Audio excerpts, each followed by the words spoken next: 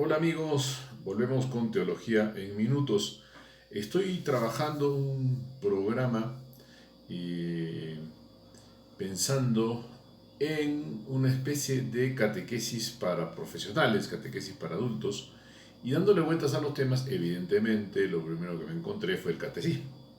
Y quería simplemente hacer una pequeñita reflexión sobre las cuatro partes del catecismo, ¿no? Cualquier catecismo, sea del nivel que sea, para niños, para jóvenes, para adultos, tiene cuatro patas, cuatro fundamentos, ¿no?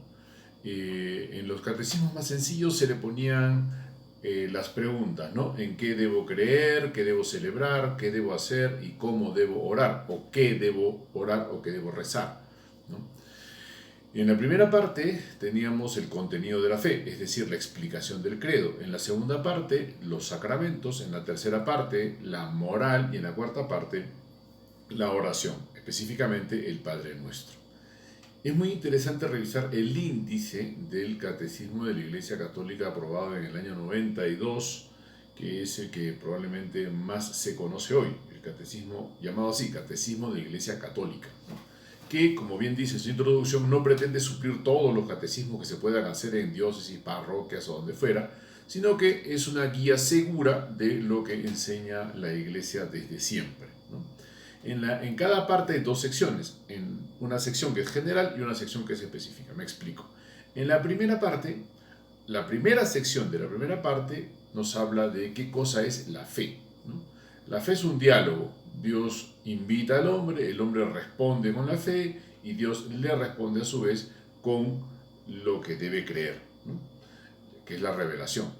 Entonces, aquí en la segunda sección se nos cuenta qué cosa es el credo, ¿no? Con sus tres partes fundamentales. Creo en Dios Padre, creo en Dios Hijo, creo en Dios Espíritu Santo y creo dentro de la Iglesia que justamente la Trinidad ha convocado para darnos a todos la gran gracia de la fe. En la segunda parte tenemos la primera sección que nos habla de la gracia en general, la realidad de los sacramentos, estos signos sensibles por los cuales nos lleva a la gracia, y la parte de los siete sacramentos, la exposición de los siete, especialmente el más importante, que es la Eucaristía, que es donde Cristo mismo se hace presente. En la tercera parte tenemos una primera gran exposición, en la primera sección, que es la vida en Cristo, en general, qué cosa significa la moral cristiana, ¿no? Y esto es muy interesante porque la moral cristiana no es una lista de cosas a hacer o no hacer con unos checks para poner, sino que básicamente se trata de vivir en el Espíritu de Cristo. Y para eso, de lo que se trata es de vivir los 10 mandamientos, clásicamente divididos en dos: los mandamientos para con Dios, los mandamientos para con el hombre. Los tres primeros para con Dios, los siete restantes para con el hombre. Con lo cual se vive el principal mandamiento del amor que tenemos en el Antiguo Testamento: ama a Dios sobre todas las cosas y al prójimo como a ti mismo, que Jesucristo traduce en lo que se conoce como el mandamiento nuevo: ámense unos a otros como yo los he amado. Interesante además que la moral sea la tercera parte, ¿no? La primera es la exposición de la fe. Sin creer no podemos asistir a los sacramentos, y sin creer ni asistir a los sacramentos es imposible vivir la moral cristiana. El cristianismo no es un moralismo, el cristianismo es una forma de vivir que se sigue de celebrar y se sigue fundamentalmente de creer. El que no cree no puede ser cristiano, así de fácil, porque se trata de creer en Cristo.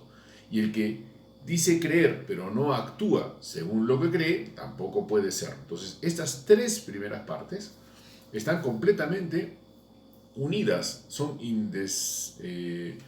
indivisibles, no se pueden separar, ¿no? Son distintas, pero no se pueden separar. Estas tres primeras partes, repito: lo que debo creer, lo que debo celebrar y lo que debo hacer. Lo que debo hacer tiene que ver con lo que debo creer, lo que debo creer tiene que ver con lo que debo celebrar, lo que debo celebrar influye directamente con lo que debo hacer. No sé, parece un juego de palabras, pero es tal cual. Y la cuarta parte, curiosamente la cuarta parte empieza diciéndonos que estas tres cosas, creer, celebrar y hacer, son prácticamente la oración. Es decir, son la relación con Dios. La relación con Dios empieza con creer, sigue con celebrar y se consolida con hacer. Pero es imposible hacer estas tres cosas, valga la redundancia, sin orar. Porque la oración es fundamentalmente la base de toda la acción cristiana. ¿Por qué? Porque como el catecismo mismo dice, es la relación con Dios. La oración, antes que palabras, actos o rituales, es la relación con Dios. Es decir, tiene una raíz mucho más profunda que una mera práctica. La práctica de la vida espiritual, lo que conocemos como la vida espiritual, oraciones, devociones, el rosario, procesiones sacramentales, etcétera, todo eso está en el contexto de la relación con Dios y a eso ayuda y eso sostiene. Y esa relación con Dios es justamente el creer, el celebrar y el actuar. Espero que, por lo menos como introducción, lo tengamos más claro. Hasta la próxima.